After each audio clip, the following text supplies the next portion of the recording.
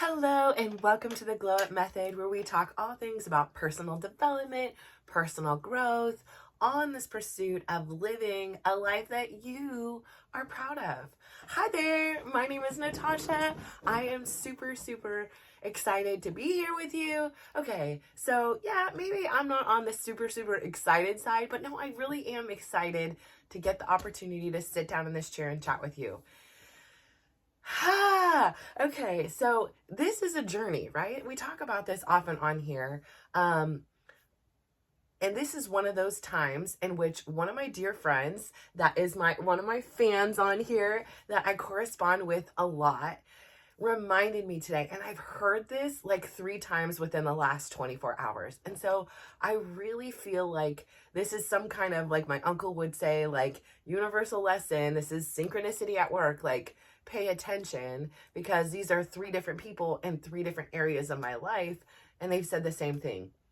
This is a process, just like any kind of journey we're on, any kind of change, we have to take it day by day. And when we are open and flexible to taking things by day by day, we kind of eliminate some of the expectations, right? And we kind of have this compassion to lean in and accept where we are today. And so I woke up this morning and, I last night we got this great news. They were finally, after living here for like 22 years with a bathroom from the 1970s, at best, is funky wonky. That is now literally leaking down into the kitchen, into the microwave.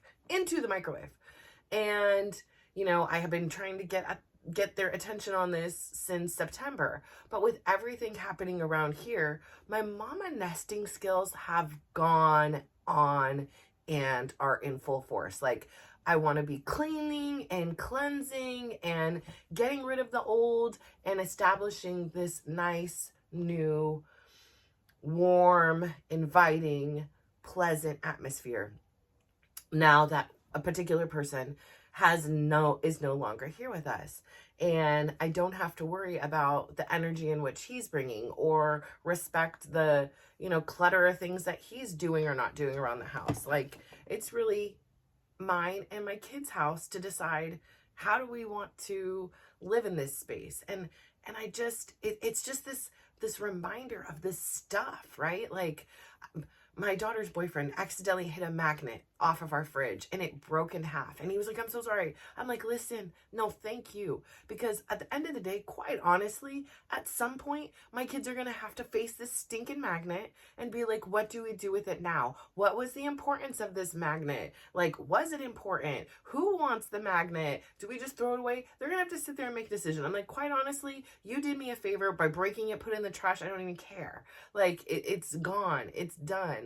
And that's how I just kind of feel like all of these things within my home that have been weighing me down and I've been procrastinating on, or not getting to, or not addressing, or, just pretending weren't happening, right? Just throw the little wool over it. We can't see, it's out of sight, out of mind. And, this whole change of life with Chris leaving abruptly, and, for him, I know he was prepared for it. And I know he was the boy that cried wolf. He kept saying he was leaving for years and years and years. And I was like, yeah.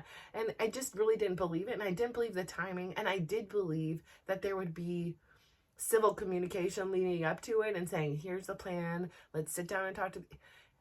Listen, that was never his style to begin with. It wasn't going to be his style in the uncoupling. Like, what am I thinking, right? Like, again, I have these fantasies and these, things that everything is just going to work out great. And sometimes the reality is it's not exactly or anywhere near the way you want it to work out. So now it's been 23 days, and I want to shout out today my Aunt Betty. And I know it sounds crazy. For whatever reason, when my grandma and my aunt and my uncle passed away, birds have always come. With my grandma, it was a hummingbird. With Auntie Betty, it was a hummingbird as well. It was also this one weird incident where, like, this bird literally came and sat on my my side view mirror. And I was just like, what the heck? Like, it was like shortly after she passed away. I don't know what kind of bird it was, but I was just like, Betty, you know? So, but anyways, so here it is. It's been a stormy day. It's been cold. You don't see a lot of hummingbirds in this kind of season and time. And suddenly, here came the hummingbird. And I was like, Auntie Betty, happy birthday. And like literally me and the two of my kids that were sitting downstairs, we just sang her happy birthday. And it was funny because at like my son's birthday is in a week. And I was like, what are you talking about his birthday? And so I started singing to him happy birthday. And right after I finished singing him the happy birthday, but not with his name, but with his gamer tag. And right after I finished singing, this is when the hummingbird came to the window and like looked at us. It was really cool. So I just want to shout out my Aunt Betty, whose kindness, whose generosity has made my life so much easier today than it would be if it wasn't for her. And so she has taught me so much. She taught me about my frugality. Like, she taught me to pursue my dreams, but she also taught me to stay grounded and always have education, keep learning. She freaking loved YouTube. I mean, that was like her master class. Like, she's like, you want to know anything? I can fix plumbing. I can do gardening now. And she just loved watching YouTube and loved that resource for bettering her education, bettering other people. She would send me YouTube links all the time. Energizer Bunny. So I just want to say a special shout out to her. So anyways, back to what I was saying was, it's been 23 days. In 23 days, right? I'm taking it day by day. And I think back to where I was when he first left, and I've changed tremendously from then, right? And I've gotten stronger. I've done things that I want to do. I've done things I don't want to do. I don't want to, right? But I am in the position now where I have to. And I guess I don't really have to. And so I have to remind myself I'm choosing to. And he's choosing to do something different. And in the midst of it, it's been a journey. Yesterday, I was really mad. I was like angry, and I was angry the night before. And I just felt angry. And, you know, I wrote emails or letters that I never sent. And, you know, I will never blame somebody else. But there is a part of me that just doesn't understand, because I always come from this place, or almost always, or have the intent to, whether it always works out that way, I don't know, to be like a shining light in somebody's house. Like if I don't want to be a joy stealer, I want to be a joy giver.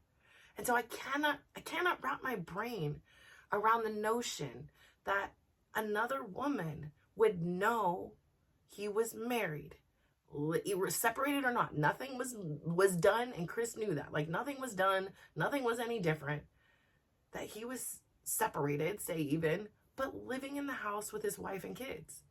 And we were talking, we were still cordial, we would still joke, we would still sometimes argue, we would ignore each other, whatever. There was still a relationship there. But that she would have the, I don't know, what do you even call it? Like, the gumption. And I know this happens all the time, but like, why would you pursue a married man like that? And from everything he says, it's always been her pursuing him. And I'm like, why would you do that? Like, you could wait and do it the right way, or you can do it the way that really hurts people. Like, there was a thing called discretion. My kids didn't need to know. And I think I feel this because, number one, they hurt. But number two, I really hurt too. Like, I feel really betrayed. I feel like not only betrayed by Chris, I feel betrayed by her, because we're on the same team here. And I admire my yoga instructors and my dance instructors so much. They are beautiful, beautiful souls who are sharing their energy and their passion and their desire to learn and teach. And then she calls herself one of these, right? And I don't have the right to like judge, right? But it just makes me wonder, like, and so I get mad and I'm like, like I want to be like, do you understand what you did to my kids? Do you understand what you did to my family? And for what? I would get it if she really likes him. But the truth of the day is she just calls him when she's like, oh, this guy just broke up with me. And he comes running. She's using him. So if you're gonna come in and do something like this, at least be genuine. At least do it for the right reasons. At least love and hug and take care of him unconditionally. If you loved somebody or you liked somebody, why would you ever want to hurt their kids? That's an extension of them. I just don't get it.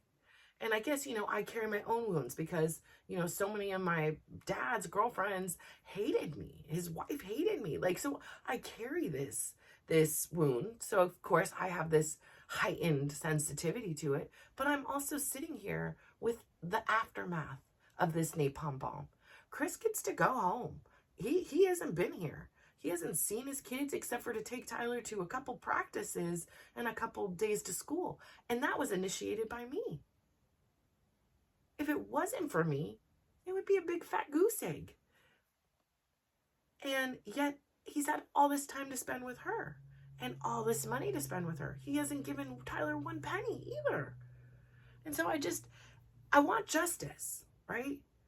That's what I woke up this morning and I felt a little bit numb because I like I say, I don't like sitting in the anger. I don't want to be angry. And I know there is a lesson there. There is wisdom. There's something there to show me, but I don't like it. Okay. Like I don't like feeling angry. So I felt refreshed this morning that I slept it off. I was glad I didn't blast off what I wanted to send to her. And I really did want to send her something. But then I took pause and I was like, if I send her this, and the way it's written right now, it's not very friendly. It's not very glow up method like, let me tell you. It's got a little sass to it. But if I send this, and I'm sitting in this chair, wanting to be a certain way, aspiring to be a certain way, and sitting here placed with your trust, and then I'm a hypocrite behind closed doors. Like, how do I build trust with you?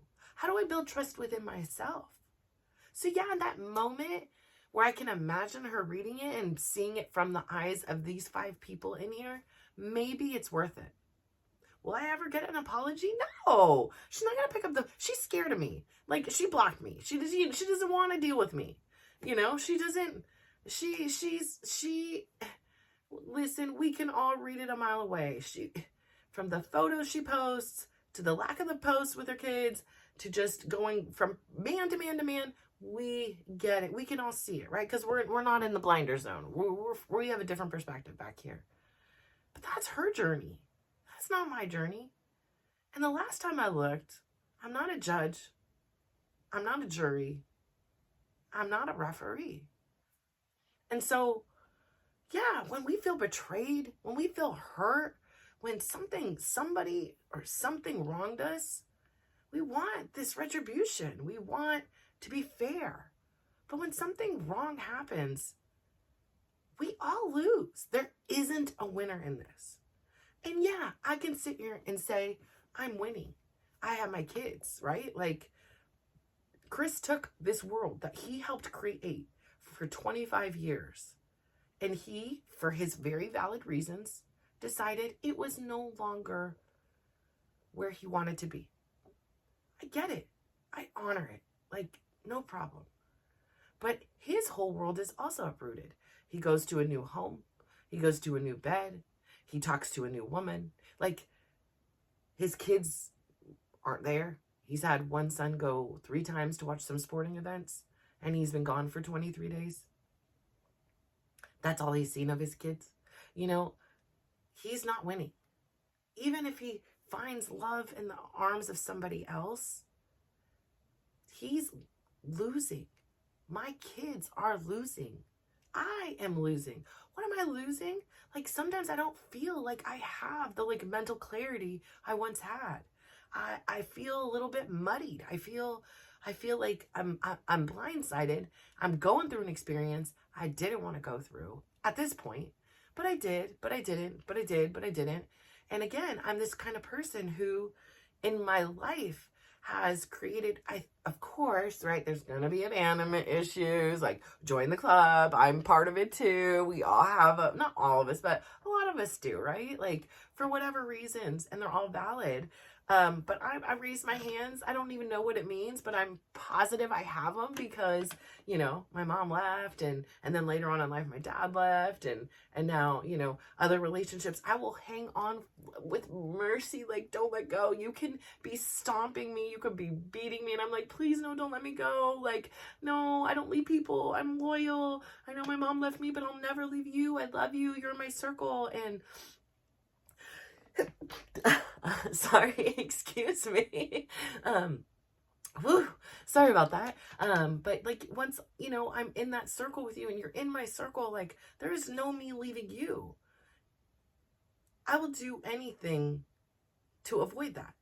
And I will stick around until you're ready to leave me. And, that's what Chris did. He didn't want to be in the thing. He didn't want to be here anymore for all of his reasons.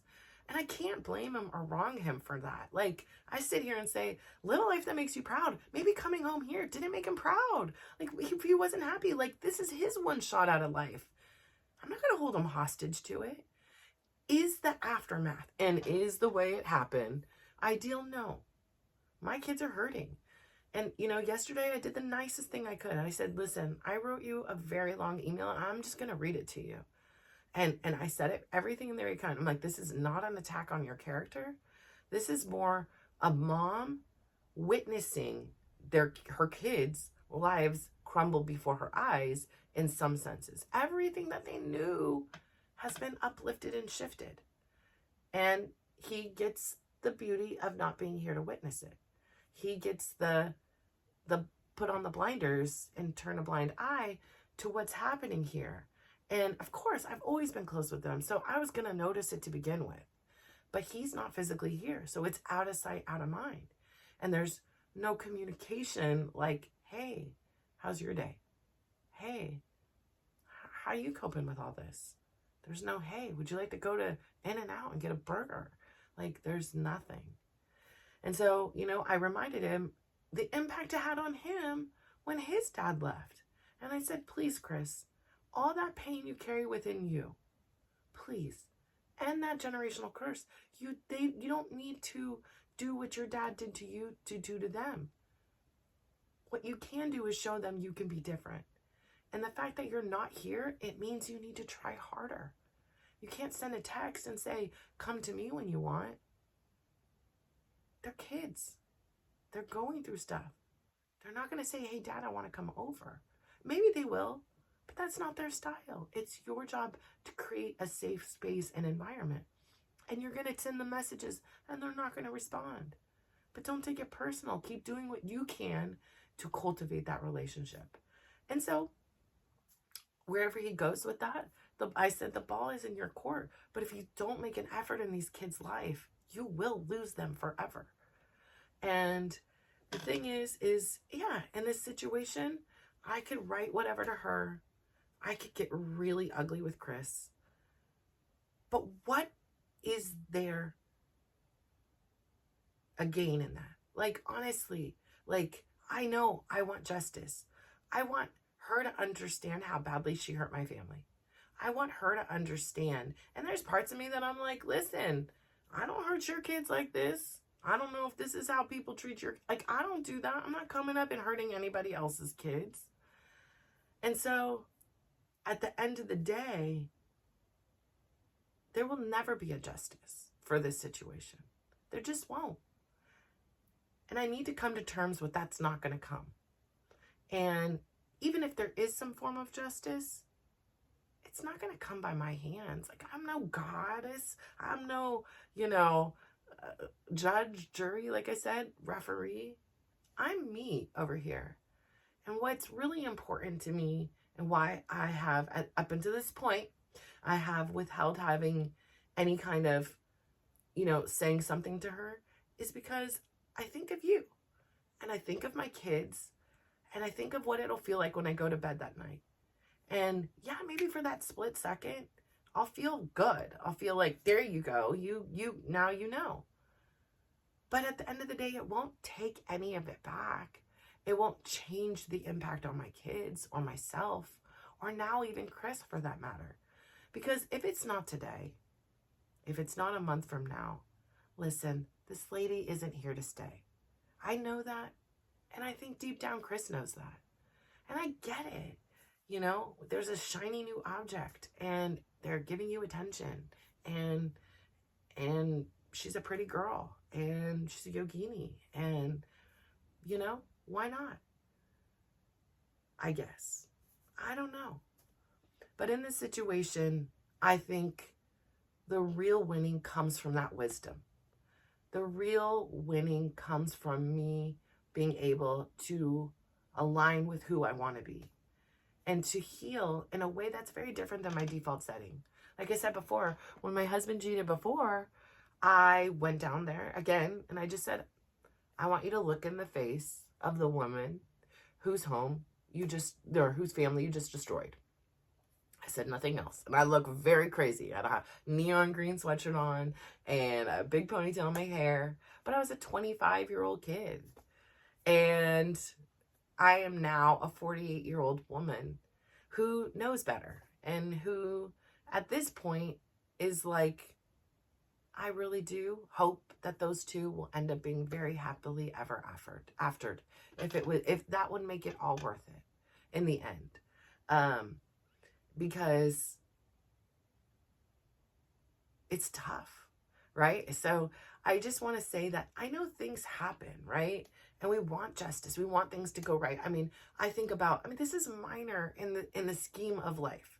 We were going to, unless there was a miracle, unless there was some kind of come to Jesus moment, we were going to do this and uncouple eventually. Did it have to go down this way? No, but it did. And we can't take it back. And I could sit here and yell at Chris and he can yell at me and he can blame me and I can blame him. And I could say I want to be his friend up until the point in where, I see my kids getting hurt or crying or, requesting therapy. And then I get mama bear mad, right? And I'm like, well, and it comes on so quick, that default setting. But this left hand is over here. I'm still using my little left hand with my clicker here, right? So my left hand is here. And it's like, let me help you out. Let me help you through this situation. And so today I have felt a little bit numb. I was really grateful because we were supposed to go today to Davis, which is the scene of the crime where my son tore his ACL. And again, I didn't want to go back there, right? I've been avoiding it. If there's games there, I'm like, sweetie, I'm not going to that game. And I would have Chris or somebody else take him. Somebody else when he whatever, couldn't go or whatever. So I had somebody else take him at one point. We're going to get to that very soon. Oh, no, we're in the future. I can tell you because I'm just about at that video in real life. When he was injured, I wasn't going to all the far things. He was still going. So his best friend's family adopted him and took him on. So I love them. I appreciate them. Really facilitated this opportunity for him to stay involved because Chris was very clear he's not going. And I was just like, I am so drained. I can't go to these. I can, but to drive 2 or 3 hours to sit it was really long. So I appreciate that they adopted him and made him feel at home with them. So of course I haven't gone there. And so I was really trying to do this work and okay, it's okay to go back and it's not the field's fault. It's not this thing. And it's not even a bad thing that it happened. Look at all he's accomplished. He's opened a business. He's literally right now as I'm talking, he's live streaming and his friends are talking and he's created this whole community. And, as of today, he's number 4 in North America and he's getting close. He's getting closer. He's going to have his moment. And I know, and I can't wait because he has this thing hanging and his moment is for his favorite streamer. His name was CK. And unfortunately, CK got in a terrible car accident. I believe he hit a tree and he passed away.